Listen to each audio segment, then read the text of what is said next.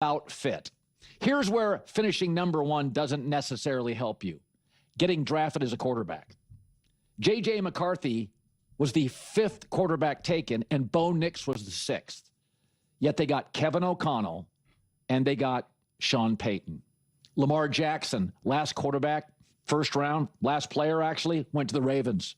Patrick Mahomes, the 10th pick, went to the stable Chiefs. Josh Allen, 3rd quarterback taken. Aaron Rodgers, Dan Marino, fell in the first round. One got Don Shula, Super Bowl 2nd year. The other one got, the Packers. I don't know how good J.J. McCarthy is. I don't know how good Bo Nix is. But I suspect they're both going to win their division a lot. And over the course of 15 years, they're going to win a bunch of games. Because I think Kevin O'Connell is the best young offensive coach in football. I know Sean McVay, yeah, but I mean, I don't even consider Sean McVay young anymore, right? Like, he's a veteran head coach. And that's a lot of it. There are a lot of bad coaching staffs in this league. And even when you get a coach that's not bad, pretty good, Mike Tomlin, it doesn't mean he has any understanding or any sensibility on how to help a young quarterback. If you go look at Jared Goff's entire career, it is tied to how good his coach is. And the Minnesota Vikings, my wife used to live and work in Minnesota, not a big sports fan. And we were talking about Minnesota beating the Bears because we now live in Chicago. And she said, well, the Vikings are always good, right? And I'm like, yeah, that's right. The Vikings are always good. They always have good owners. They always have a good front office, a good general manager, a solid coach. I mean, Sam Darnold and Kirk Cousins both finished top 10 in offense. I mean, Sam Darnold's career was over. And all of a sudden, he's MVP talk. I don't think that would have happened. Didn't happen in Carolina. Didn't happen to the Jets. So this idea, our society is you've got to finish number one. Where do you fit best? I don't care if it's a high school choice, which a lot of times you don't have options, but when it's a college choice, the Ivy League isn't for everybody. Big state schools, Texas, they're not for everybody. Some kids need more tutoring, smaller schools. Some kids may need vocational schools, a junior college, whatever it takes. But I look at Bo Nix. Bo Nix, in September, I looked this up this morning. In September in his career, 2 touchdowns, 6 picks. Yet Bo Nix has a winning record in September. That's called organizational support and coaching support. He's been bad in September, and he has a winning record in the AFC in a division with Justin Herbert and Patrick Mahomes. You're not doing that with bad coaching. So J.J. McCarthy, Jim Harbaugh to Kevin O'Connell. I'm sorry. A part of his success is that. It's not fair. Baker Mayfield got Cleveland and Hugh Jackson. Mahomes got Andy Reid and the Hunt family. Now, I think Mahomes is better than Baker, and it took Baker a while to prove he could be a franchise guy you could trust.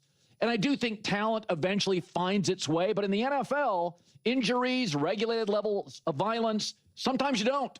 Sometimes you get banged up. Drew Brees wanted to be a Miami Dolphin, and they wouldn't let him. And thank God Sean Payton was there. Yeah. I mean, this is just, I'm watching this and I'm just like, okay, where is this all leading to? Where are we going with this? And it's just like, is it that Colin is now wrestling with the idea that J.J. McCarthy is actually going to be successful and succeed with the Minnesota Vikings? Because he kept saying, I'm not sold on J.J. I'm not sold. I've never seen anything on J.J. I don't think he's that good. And now he's like, hey, J.J. with the Minnesota Vikings, they're going to win the division a lot of years. And it's like, wait a second. Like, what's happening here right now? I mean, situation always matters. It always matters. Like, it's kind of crazy to me how frequently and how regularly we talk about this. And I think it is probably because there is such resistance to it from fans that coaching is really, really, really important. No matter how great of a quarterback you are. Now, I think what's interesting is that if you're a great quarterback, it's almost impossible, if not completely impossible, to truly reach your maximum potential without a great coaching staff around you, without a great team even around you. You can have awesome moments, right? Like if Lamar Jackson was on an awful team, we would still see some of those moments where he's scrambling and you're just like, how did he just get away from that, right? But would he be able to consistently and reliably get to the playoff, number? number. And that's the same thing for Josh Allen, Mahomes, Brady. Obviously different, completely different skill sets, et cetera, et cetera. But what's interesting, though, is that no matter how great the coaching staff is, if you can't ball, you can't ball. If you can't play, you can't play. You can have moments. You can have stretches. A great coach can get a backup quarterback into the playoffs occasionally, not every, not year after year after year, but they can find ways, they can smooth out the edges. And if you're a great quarterback going through a rough stretch, or you get off to a slow start, or whatever it is, kind of like Colin pointed out with Bo Nix and the Broncos, like they can make you not suffer the consequences as deeply, right?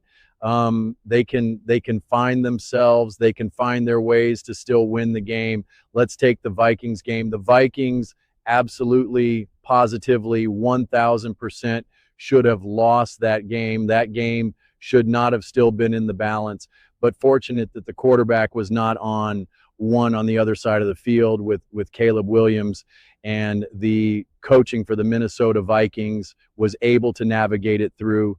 They were able to eventually find their way through it. Kevin Unnell's play calling was lights out, and then they were finally able to put J.J. McCarthy into a situation where he could succeed, where it didn't just completely unravel. And it's not hard to imagine that another coaching staff does not allow that to happen. Look at happened with the Tennessee Titans. I mean, if you actually watch Cam Ward, just look at just his actual highlights. Like, he was throwing balls all over. I mean, like he was looking, actually, he had moments where he was like, where you were like, whoa, that is nice, but they could not execute at all. And it could have been a big game winner for them, not unlike what happened with the Minnesota Vikings, but the execution, the preparation, the play calling, like it was not good. It was not properly executed. So boom, he gets a loss. JJ gets a win. And so these things always matter. And it is interesting. I am excited for this Sunday night game because I think the Falcons are actually pretty good, but I definitely believe in the Minnesota Vikings roster way more and the coaching staff way more. But Penn is actually, I think he's going to be a really, really, really great quarterback in the NFL. But it's going to be interesting because I think we'll potentially continue to see coaching on full display. And I think when people become, and I noticed this with JJ McCarthy. JJ McCarthy also has a pretty strong fan base. They want the quarterback to get like all the credit no matter like what happens. And fortunately for the Vikings, they've had like that fan base. They've had Kevin O'Connell now for a bit. And so they truly know and understand the importance of Kevin Unnell and just how great of a coach he is and how that will work with a J.J. McCarthy. And someone said something really interesting to me, and I 100% agree with this said in the comment section. They were like, people are forgetting just how young J.J. McCarthy is. Imagine him with Kevin Unnell for the next like 3-4 years. And that's thing that I talk about a lot, that like these quarterbacks need to be developed, that it's not like just them going through puberty where they just grow to be 63 no matter what they do, or they 1 minute they don't have to shave, the next minute, oh look, now I have to shave. And it's like, that's not the way it works. You don't just magically reach your potential. You have to be developed. You have to be coached. And in order to truly reach that potential, you need an awesome coach to not only help you become a better football player, but then also to consistently put you and reliably in positions to succeed and to navigate the ups and downs of a career, of a game, of a season. And I've always pushed back on this idea because Colin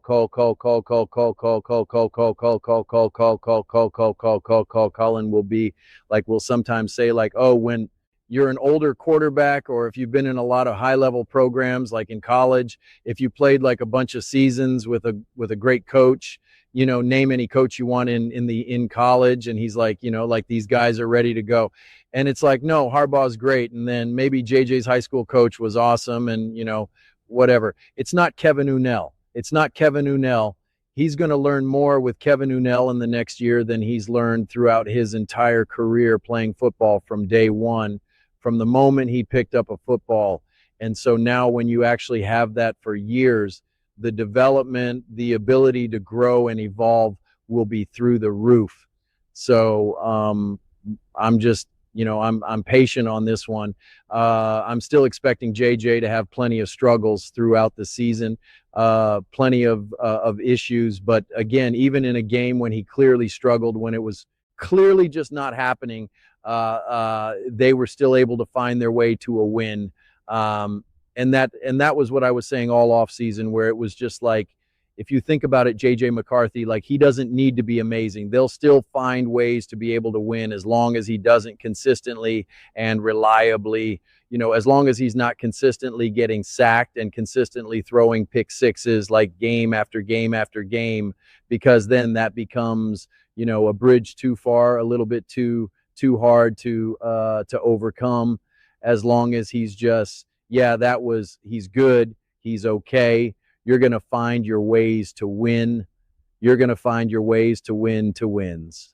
And, let alone when you're actually are playing really well and really good, well, then this team is obviously great enough where it's just like, you're definitely going to come away with some wins here. So I think the Falcons will be another interesting matchup. Right now, when you're looking at this schedule right now, you have to say that it's pretty favorable actually right now. Being able to take on the Bears, where Caleb Williams is clearly just not ready yet. So that's good to have him week one. And then now week two, you have the Atlanta Falcons who, at home, they just lost a tough home game. Their Vikings are favored 4.5. I mean, like, the Vikings are totally in a situation now to go 2. And then who knows what happens with the Packers and the Commanders. So the Vikings are very much in a position to get off to a really strong, solid start, win on the road, division rival, win at home, Falcons. But we will see. I don't know if the Falcons game is going to be, this just walk in the park necessarily, because I think it was a little hard to gauge how good the Falcons are in this moment of time, because they executed pretty poorly against the Bucs. But that was a divisional game. They should have beat the Bucs, I believe. It's hard to know how good the Bucs were. Like, it was just like, it was a little bit of a sloppy game. So I don't have a strong feeling in terms of where the Falcons are right now in this moment of time, because I think the Falcons should be pretty good. But you have to kind of wait and see how that pans out. So I think it's going to be an interesting discovery game for me, watching both the Falcons and the Vikings play each other. I think it's going to be, it's now week 2.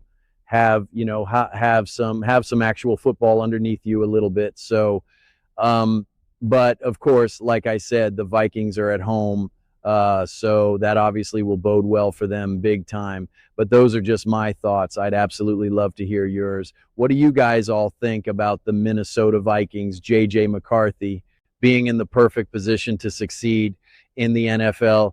Let me know in the comments below. I read every single comment. So whether you agree with me or disagree with me, either way, let's get in some discussions. Let's get in some fights. But ultimately, let's just have some fun. And please do consider subscribing. We are building an amazing community here, and absolutely love to see you part of it. I want to build something that we all generally feel connected to, something that we're really excited to be part of. I think we're well on our way to doing it.